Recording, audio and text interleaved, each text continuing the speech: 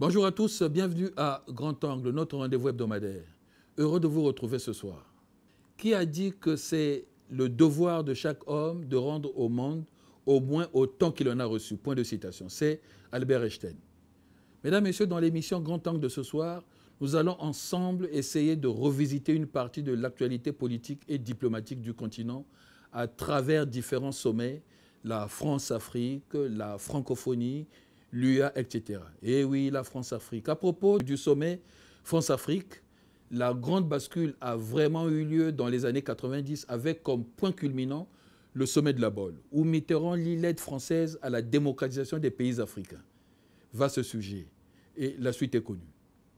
Il vous souviendra aussi que dans les années 2000, la France commençait déjà à s'interroger sur la nécessité de ces grands-messes rituelles. Seulement voilà, à leur grande surprise, en 2006, la Chine crée à son tour le sommet Chine-Afrique. Ce qui a paradoxalement et par réaction revitalisé finalement les arguments aux yeux de certains dirigeants sur le maintien des sommets France-Afrique en les réorientant vers les enjeux du développement économique face à la concurrence chinoise. Aujourd'hui, force est de constater que, bon an, mal an, les sommets France-Afrique existent toujours. Pour en parler ce soir, nous avons invité sur ce plateau un habitué de l'émission Grand Angle. C'est le professeur Jérôme Hollandais.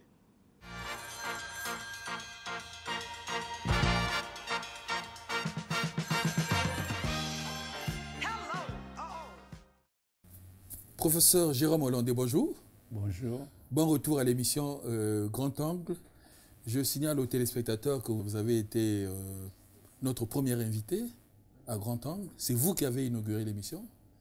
Donc je vous souhaite un bon retour. Alors vous êtes historien, ambassadeur itinérant auprès de la conférence internationale sur la région des Grands Lacs, en sigle CIRGEL, auteur de plusieurs publications sur l'histoire et les civilisations du bassin congolais.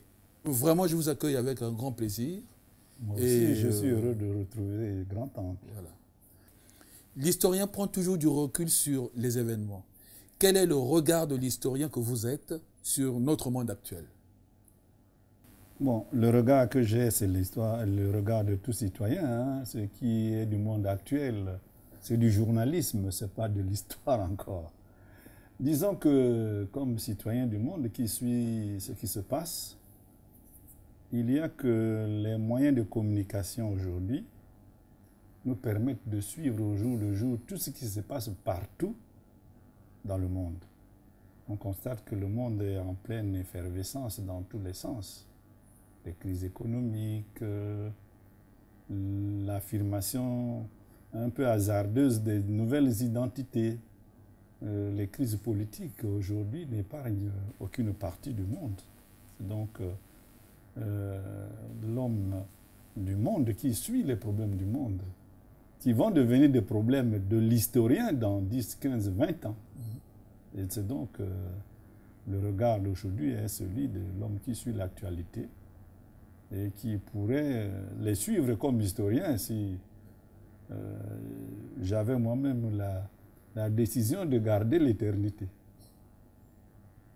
Voilà. Parce que l'éternité est difficile vers la fin.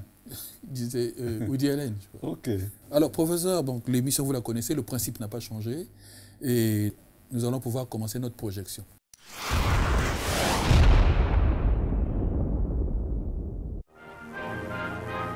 Aux annales du mont Stanley, il est une audience qui ne peut passer inaperçue, celle que le président Mobutu a accordée au secrétaire d'État aux Affaires étrangères de la République populaire du Congo. Pendant 1 heure et en présence du ministre Cardozo, le chef de l'État s'est entretenu avec le ministre Mopolo de questions intéressant les deux pays riverains du fleuve.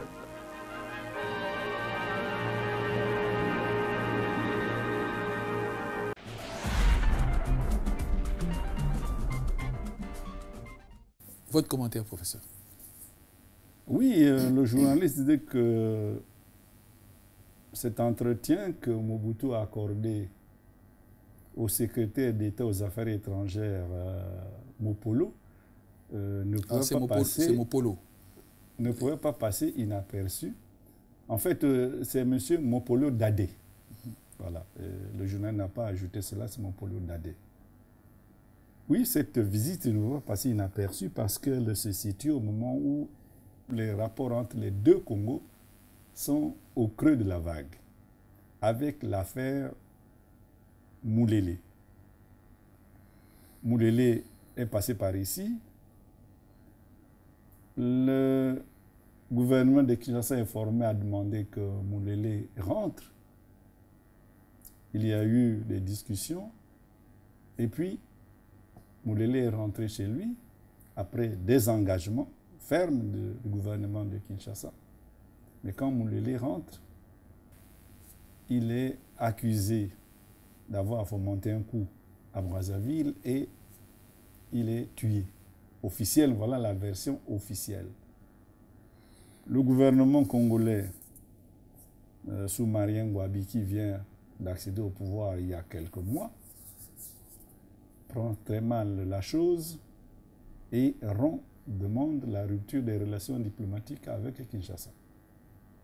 Voyez-vous, dans ces conditions, une visite comme ça ne peut pas passer inaperçue. C'est donc un moment important des relations entre les deux pays, parce qu'après cela, il s'en est suivi pas mal d'incidents avec la grève des étudiants de l'Ovanium. Il s'en est suivi ensuite le procès de la Likopa, c'est-à-dire ces étudiants qui avaient fait une grande grève à Kinshasa. Il y en a qui avaient fui ici à Brazzaville. Oui, nombreux étaient incorporés à l'armée, je crois. Eh bien, ceux qui sont restés à Kinshasa sont passés au tribunal qu'on appelle le procès de la Likopa. Et puis, ceux qui étaient solides ont été incorporés d'office et de force à l'université. On les a envoyés d'ailleurs tous au Katanga. Pour la formation militaire. Pour la formation militaire. Il y en a qui ont continué, mais il y en a qui, après cela, sont revenus aux études. C'est des grands magistrats, des grands professeurs que je connais qui sont à Kinshasa là-bas. Eh bien, et dans ce procès de la Likopa, il y a eu un problème sérieux, c'est celui de, beaucoup plus tard, donc celui d'Ando Ibarra. Donc là nous dépassons le cadre de cette audience pour dire que cette audience de Dadé Mopolo à Kinshasa, au Mont Stanley, ne pouvait pas passer inaperçu. Vous voyez, on est encore au Mont Stanley, donc oui. Les noms ne sont pas encore débaptisés. Et puis il y avait notre ambassadeur aussi à l'époque. Hein? Non. Il était assisté de notre ambassadeur. Oui, mais beaucoup plus chargé d'affaires. Il était chargé d'affaires. Monsieur Eyabo, parce que tout se passe beaucoup plus tard. Lorsque on arrive avec l'affaire Ando Ibarra, eh bien, le chargé d'affaires a été Eyabo, et c'est à l'issue de ça que nous avons pratiquement eu la grande rupture avec la RDC. Avec la RDC qui est devenue beaucoup plus tard le Zaïre. Voilà. Vous avez insisté pour que je vous projette le discours que le général Mobutu avait prononcé aux Nations Unies en 1973. Pourquoi? Parce que c'est un discours de grande portée politique. Mobutu a prononcé aux Nations Unies un discours d'une portée panafricaine, on peut dire irréprochable.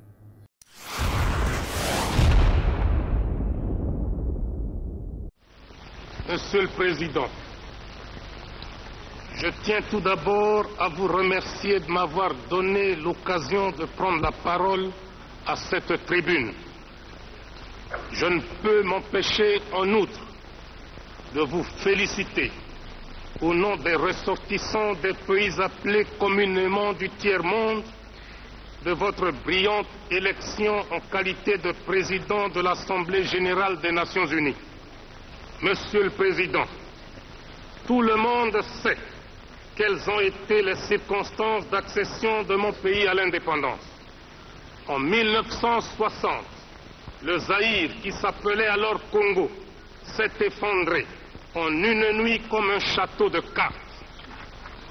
Plusieurs experts en matière de colonisation avaient conclu hâtivement non seulement à une sorte d'incapacité congénitale du peuple zaïrois, mais également démontrait par là que l'indépendance des pays neufs était une mauvaise opération. Nous étions présumés et jugés incapables de nous gouverner sans l'aide des colonisateurs. Mais, à notre avis, cet accident du Zaïre était prévisible. Malgré que, dans l'acte de Berlin de 1885, le bassin du fleuve Zaïre était ouvert au monde entier. De plus, à l'accession du Zaïre à l'indépendance, mon pays, 80 fois plus grand que son ancienne métropole, comptait moins de 10 cadres nationaux ayant terminé leurs études universitaires. Et dans l'administration, l'armée, le secteur privé, il n'y avait pas un seul cadre zaïrois.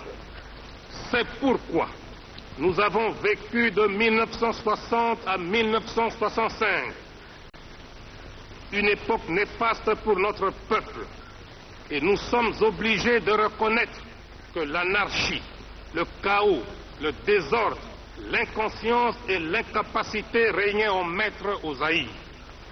Certains d'entre vous consultent peut-être le dictionnaire pour connaître la définition du mot anarchie, alors qu'au Zaïre, nous l'avons tellement vécu que nombre de personnes croyaient que le mot anarchie était une invention zaïroise.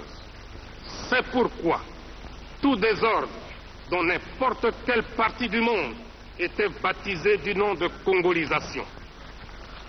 Notre pays n'a pas seulement souffert à cause de l'impréparation politique, mais également et surtout suite à la convoitise de l'Ouest et de l'Est, les uns et les autres voulant avoir une influence déterminante sur nous afin d'être maîtres de nos importantes ressources naturelles. Les uns voulaient nous recoloniser économiquement, tandis que les autres voulaient nous dominer idéologiquement.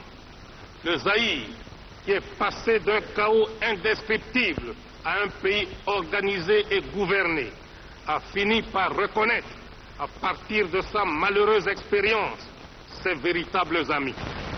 Interprétation des problèmes qui se posent à nous tous. Nous commencerons d'abord par notre propre continent, l'Afrique. Car l'Afrique reste aujourd'hui le seul continent où se pratique encore la colonisation, la ségrégation raciale, l'apartheid et le mépris de l'homme à cause de la pigmentation de la peau. L'Afrique est un continent qui a subi les plus grandes humiliations de l'histoire. Depuis plusieurs siècles, la situation de l'homme noir en Afrique n'a fait que s'empirer. Sous prétexte qu'ils étaient venus en Afrique pour nous civiliser, les premiers blancs, pionniers de cette civilisation, commencèrent par vider nos pays respectifs de leurs substances fondamentales, notamment dans la pratique honteuse du commerce des esclaves. Et déjà à cette époque, les chefs de file étaient des Portugais.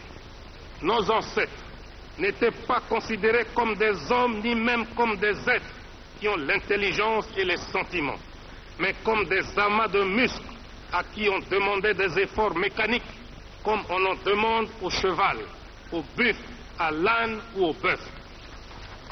L'esclavagisme continuera jusqu'à prendre, au XIXe siècle, des allures d'une véritable catastrophe continentale.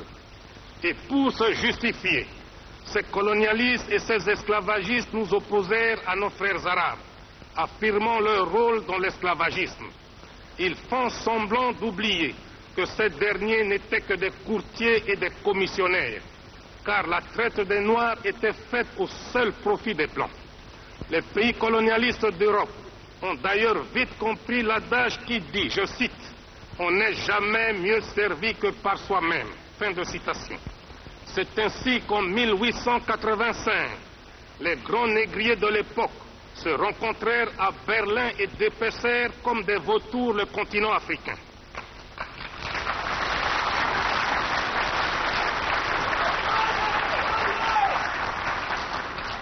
Il n'y aura plus de razzia esclavagiste qui leur coûtait cher. Il n'y aura plus d'occupation désordonnée. mais une occupation préméditée et organisée. L'exploitation des Noirs n'est plus sporadique, mais elle devient systématique, permanente et définitive par l'appropriation pure et simple des territoires d'Afrique par ces négriers. Le Noir n'a plus à échapper au razzia, car il perd tout simplement ses droits, sa patrie et sa liberté. Le processus de déshumanisation commence. Le Noir doit abandonner sa personnalité, ses structures mentales et sociales, en un mot, son authenticité. Des arguments pseudo-scientifiques ne manquèrent pas pour justifier cette entreprise de déshumanisation tout en traitant le Noir d'être inférieur. Car, disait-il, le colonisateur blanc était différent du colonisé noir. Donc le blanc était supérieur au noir. Et pour perpétuer l'exploitation de l'homme noir par l'homme blanc, les colonisateurs se mirent à liquider systématiquement les traditions africaines, les langues africaines, la culture africaine. Bref, à abrutir complètement le noir, de façon à ce qu'il ne parle, ne pense, ne mange, ne s'habille, ne rit et ne respire que suivant le mode du blanc. Malgré les gigantesques moyens mis en œuvre pour asservir perpétuellement l'homme noir, les peuples blancs d'Europe n'ont pas pu éteindre la flamme de la liberté et de la dignité du noir d'Afrique. C'est ainsi qu'autour des années 1960, un sentiment irrésistible et irréversible de liberté s'empara de tous les peuples d'Afrique et provoqua la débandade dans les rangs des colonialistes qui n'y étaient pas préparés. L'homme noir brisa ses chaînes et dit non à son exploitation et à son aliénation par l'Occident. Un fruit ne tombe que quand il est mûr, mais devant l'ouragan et la tempête de l'histoire, mûr ou pas mûr, il tombe quand même. À partir de cette période,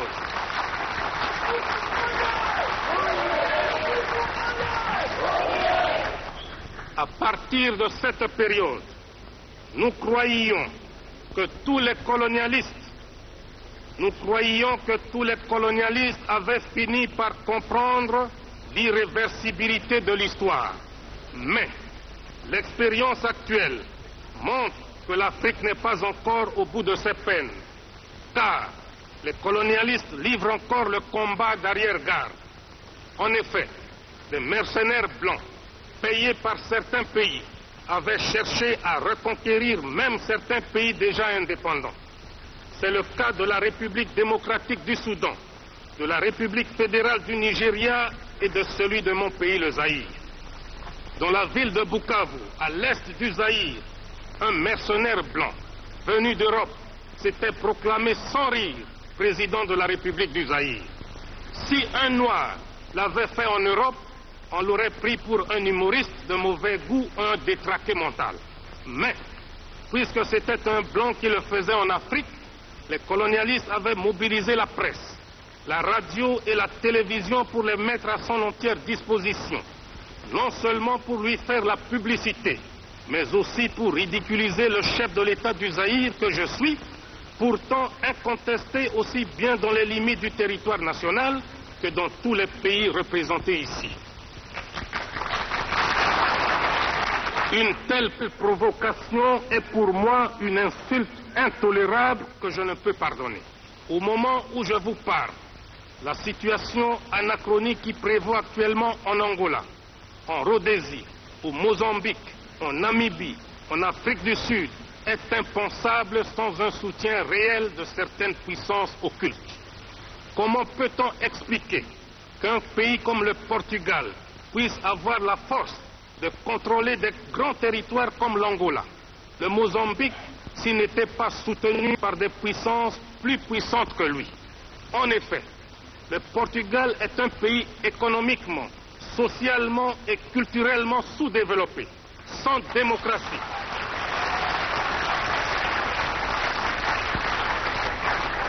Sans démocratie, sans aucune force militaire. Son seul record est le taux le plus élevé d'analphabètes en Europe. Sa force et son arrogance lui viennent tout droit de son appartenance à l'OTAN. Car Ce pays, avec ses colonies, est nécessaire stratégiquement pour cette organisation militaire. Le volume d'investissements et de capitaux venant de l'Occident augmente de jour en jour dans les colonies portugaises. La construction du barrage de Cabora Bassa, qui servira à alimenter en grande partie la République sud-africaine, montre sans équivoque que les puissances intéressées s'opposeront toujours à la libération et à l'indépendance des pays précités. D'ailleurs, le ministre de l'Intérieur et de l'Information, le docteur Connie Mulder, a récemment déclaré que la République sud-africaine était prête à apporter son soutien militaire à tous les pays d'Afrique australe, y compris le Mozambique et les autres territoires portugais, pour combattre ce qu'il appelle le terrorisme. Entendez la lutte héroïque des nationalistes africains. Le docteur Mulder faisait cette déclaration au moment où il effectuait un voyage en Rhodésie pour inspecter les unités de l'armée sud-africaine combattant auprès des forces rhodésiennes contre les patriotes zimbabwe. Entre les deux colonies portugaises, l'Angola et le Mozambique, s'est développée il y a quelques années une situation presque aussi similaire, mais en tout cas scandaleuse. Je veux parler de la Rhodésie.